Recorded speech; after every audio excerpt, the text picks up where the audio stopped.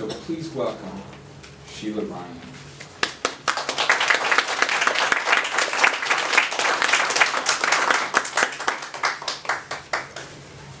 Hello. Hello. Everybody hear me okay? Yes. Yep. All right. What? It's so nice to see everybody. This is awesome. This is awesome.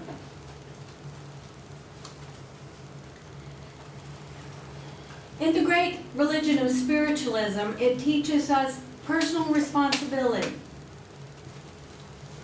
That we ourselves are the ones that are responsible for the things that we say, the things that we do, the outcomes that happen in our lives. And that is a beauty, that is a gift. We learn about ourselves and our reason for being on the planet, for being here, which is manifesting God, manifesting infinite intelligence. We have a duty to ourselves, unfolding spiritually. We work at gaining knowledge and to develop ourselves to the highest level of spirituality that we can. A wise man once said, "Know thyself." And as we are opening up to development and opening up spiritually, we begin to know really who we are. Now once you start your development, once you start unfolding the flower, unfoldment and higher development leads to a higher awareness and sensitivity to the others around us. Now you have noticed, or may have noticed, that a person that is not fully open yet, or not even spiritually aware, their features are very hard, and their mouth, and they just don't seem to be open. And then a couple of months later, you see a difference about them. Their features are softer, they're smiling, they're looking around, they're engaging. They are on a spiritual path. They have opened up to whatever it is, whatever is bringing the spirituality to them, they are opening up. Now in our quest for spiritual growth and enlightenment, let us not forget our duty to others. Because when we're first opening up, and not even when we're first opening up, as we're going along and we're developing and we're discovering these different new ideas and concepts and putting them into practice for ourselves, manifesting, learning to be positive, bringing the wonderful healing thoughts to ourselves, do we sometimes accidentally become centered, self-centered? Maybe a little bit. Not on purpose. We're not really trying to ignore others. It's just that we're so excited about developing and moving along our spiritual path that we might accidentally forget about others. What is our duty to others? How do we perform that duty? Well, when you say duty, everybody goes, "Oh, that's something I have to do. My duty." Like if you have a puppy dog, you have a duty. It's out in the backyard. You have to do it. And it's like, "Oh, it's hot outside. I don't want to do that." All right? So duty. Let us not think about it as duty. But how can we perform helping others? Service. Through service of others. Jesus said, "Love thyself as love your neighbor as you love yourself." Now, what does that really mean? What does it mean? Well, if I treat myself well, would I not treat the person next door well? Even if they have a barking dog and they play the music loud and their kid has a motorcycle that runs over your roses, we still have to find within ourselves a way to love them. Now, this is loosely translated from the Alcoholic Anonymous book, the 12th step. Once you've had a spiritual awakening, get outside of yourself and help others. Now, that's loosely translated. but that's what it's all about. Once we start to put our practice in motion, our spirituality in motion, we begin to be concerned about our neighbors, our co-workers. We begin to be concerned about what's happening in our city, what's our state, our country, the world, out in the universe.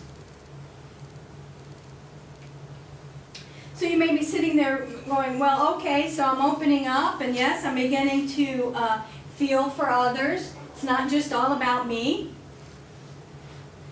How do I serve? How can we serve? There are so many different ways that we can serve.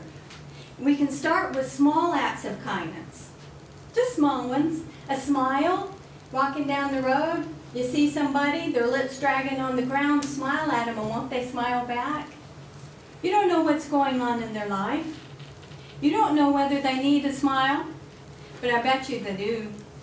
And so now they're walking down the road going, gee, somebody acknowledged that I live and breathe, that I am here. So there are other ways. Praying for others, that's a small act of kindness. Sending out the healing thoughts. And my sissy has a very big heart. And one day she was going to work and she was late and she was in the car and she was rushing and she was at the stoplight and she looked up and there was a gentleman in a wheelchair he had gotten across the road, but he couldn't get up on the sidewalk, and he was trying to get out of the intersection. He couldn't do it.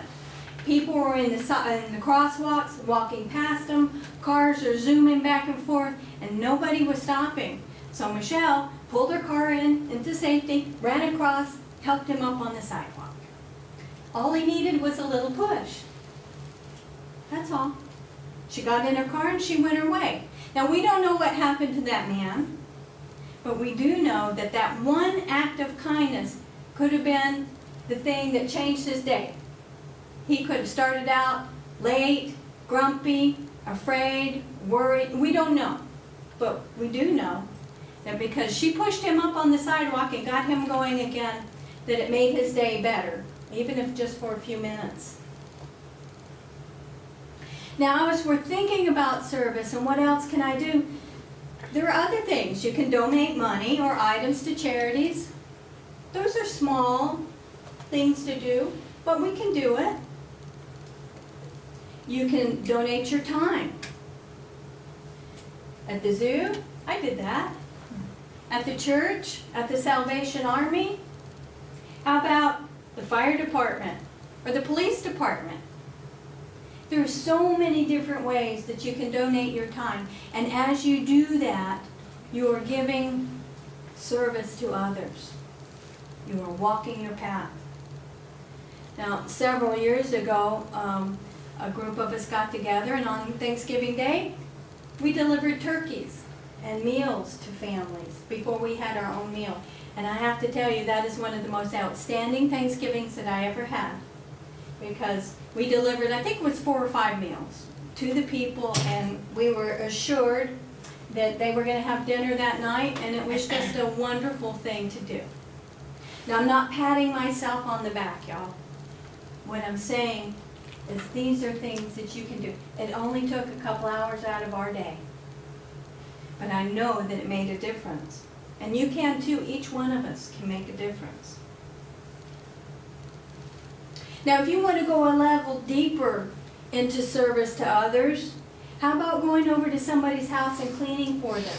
They broke their leg last week and they're laid up in bed and the cat box needs cleaned out and the dishes need put in the dishwasher and the clothes need to be done. A couple hours out of your day, out of your week to go and help them. Maybe you could do that. If you want to continue, we can get deeper. We can keep going. How about Habitats for Humanity? There's someone that's sitting in the room that I know went to Ground Zero and donated his time for a little while at Ground Zero when that catastrophe happened. He had the skills that were needed at that time, and he went and gave of self. Seems like in the grand scheme of things, that was just a little thing, but it wasn't. We can each make a difference. all of it makes a difference, whatever level you can participate, whatever little bit you can do. But Spirit said this morning, woke me up at 6 o'clock and said, get out of bed, listen to this. Spirit said to me this morning, the deeper the action of service, the greater the healing that takes place. Now I'm going to tell you that again because they said it. The deeper the act of service, the greater the healing that takes place. Not just for the person that you're servicing, but for yourself. Opportunities abound, you guys.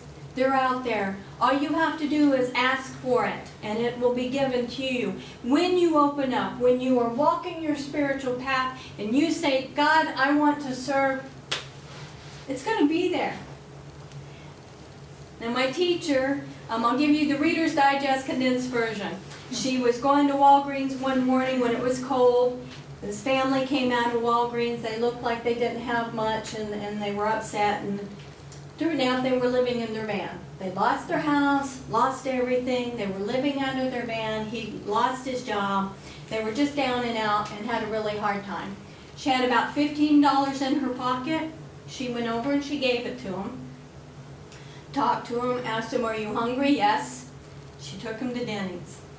This happened for 3 weeks in a row. She'd go on Sunday mornings to get her paper. They'd still be there. And it turned out, and this is funny, you'll see the way that Spirit works. Every time she went, looked in her pocket, there was $15. $15. So she was able to give them $15, and she took them to Denny's for breakfast. And she went home and cleaned out her husband's closet and gave the dad a couple of new shirts. Well, the 4th week, she turned to Walgreens, and they weren't there. They were gone. The van just gone. So she went inside and talked to the man because they know her. She's local, and she went and talked to the pharmacist. Hey, and I don't remember the man's name, so we'll call him Bob. Bob, where was Bob? What happened to Bob? Oh, didn't you know? He got a job. He got a job, and they're living in a hotel while they're waiting for their house. So, next week, she goes to Walgreens. Who's walking out of Walgreens? It's Bob. And Bob has on one of the shirts that they gave him, and he looked snappy, and he was fresh, and he dressed, and he was walking with his head up. And he had a big smile on his face. Sometimes all it takes, you guys, is a little bit, and it can mean so much. So opportunities are out there. Ask for them. My granny, in the later years of her life, needed a caregiver for a little while before she was actually in a home, a nice place. And the lady's name was Wendy. Well, once Granny went to the home and then she passed on to Spirit, we lost track of Wendy. Well, then Wendy called my mother one day, and they got to be friends. And they're going to the knitting club, and they're going to the quilting club, and just having a wonderful time.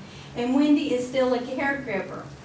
And so one day Wendy calls my mother and says, there's a woman that I just started working for, helping, caregiving. And she's in a bad way, and she really needs somebody to come over and help clean her apartment, etc., etc. Do you think your girls will do it? Well, of course, we jumped right on that bandwagon, didn't we? Because here's the opportunity. You don't even have to look for it. It'll find you. And my husband helped, and my aunt and my uncle, and a couple of us just got together and helped her clean, do some stuff, and just, as it turns out, we're helping her this next weekend to move into a place where she'll have a better level of care. But the thing that struck me, and the reason I'm telling you this, again, is not to pat myself on the back, but to let you know, the first day that I went to Joyce's house and was helping her, she kept looking at me and looking at me. She says, I just can't believe this. I said, what? What can't you believe, Joyce? She says, I have never had anybody in my life come in and do the things that you're doing for me, or your sister, or your aunt. She says, never in my whole life has anybody treated me the way you guys do, and you don't even know me. It was huge, absolutely huge. Some of it was unpleasant. She's got some medical issues, and it wasn't fun, but we did it anyway. But think about the difference that each one of you can make. Just think about that. Ask for the opportunities and they'll drop in your lap. You won't even have to go looking for them. Okay, you guys, so today I want to challenge you. I want to challenge you in your spiritual growth, to step outside of yourself. We must continue, each of us, to grow and learn and develop, and we will have opportunity even when we're in the spirit world. Our guides that come and help us, they are providing a service to us for their own growth.